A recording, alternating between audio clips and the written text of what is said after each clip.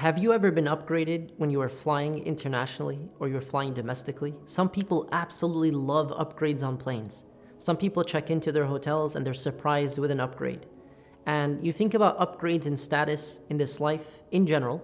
Some people are looking for followers or influence or an upgrade in authority, let's say in terms of politics, or an upgrade in terms of a promotion at work through a corporate ladder. Some people see it as an upgrade to change their marital status in their minds, or an upgrade by having children. And some people might confuse and conflate their priorities in terms of the value of all of these worldly accomplishments versus the purpose of life. What matters most is where you end up. The home that you have here is a temporary home. The home that you have in the afterlife is eternal. The car that you drive here is a temporary car. It won't follow you to the grave. The purse, clothes, brand name things that people are all chasing, it's all temporary. It's all going to end.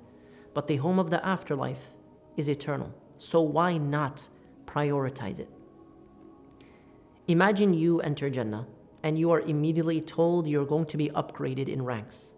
And you ask why? Allahu Akbar, an upgrade in this world, people do anything for it. You're told you're being upgraded in Jannah, and the distance between the levels, like the earth and the heavens and earth and the stars. You're upgraded in Jannah, so there's no limitation in terms of what could happen here. The difference between the levels in the next life is greater than any difference between statuses in this life. What did you do? And what is this status that you should in fact be seeking? The VIP status that you're chasing here is not one that you show off.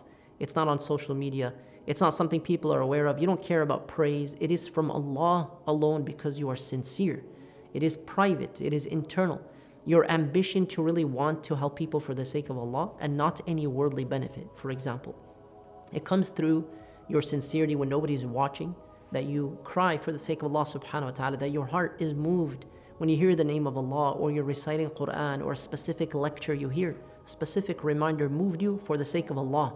It's also because of your discipline, your willpower, your long-term vision. You kept working on it and you kept trying your best to reach the highest levels of Jannah, no matter what happened in this life, no matter what distractions came about. So imagine you enter Jannah and you are told, recite the Quran, iqra, and elevate in rank for every ayah you recite. Recite like you used to recite in the previous life. So you start reciting the Quran. Everything that you've memorized and you died upon. Words of transformation, guidance, tranquility, and healing. You hold on to them, you review them, you maintain them before you die, you implement them. So for every ayah, every verse you recite, at that time, you'll be upgraded a rank in Jannah. And you will rise and rise and rise until you are done reciting from memory, and that is where you will remain. You've been told your act of worship that nobody knew about elevated you. Maybe you sponsored an orphan when orphans had nobody to watch over them and society neglected them. You were there for them not just financially, but emotionally. Maybe you took care of a widow when she had no support in society, even in the Muslim community. Maybe you took care of a divorcee. Maybe you helped someone who was neglected and in need. And Allah blessed you for seeking to help those who could not sustain themselves or help themselves at a difficult time. It might be others who are marginalized or neglected. Maybe you saw shahada, martyrdom, in many different forms in Islam, and you were granted that. Maybe it was because you never gave up. You just kept trying. You were ambitious for the best of homes, not because you thought you were perfect, but because you recognized the perfection of Allah and His mercy, that every time you fell short, you came back to Him sincerely, and you had a passion, a desire to please Allah and to make it to the highest levels of Jannah. Maybe you enter Al-Firdaus, the highest levels, because of your love for Allah and love for what He gave you, and love for the opportunity of life in this world to be tested, meaning by Allah subhanahu wa ta'ala to earn His mercy. Love for the messenger and the message. May Allah protect us from all difficulties. Maybe it was out of love and gratitude that you ended up reaching the highest levels of Jannah. But imagine you're close as a neighbor to the Prophet sallallahu alaihi wasallam, the messengers, the righteous, the truthful, the righteous men and women from every generation. So be ambitious and let every deed you do in this world be linked to the highest level of Jannah. Intend it as an act of worship.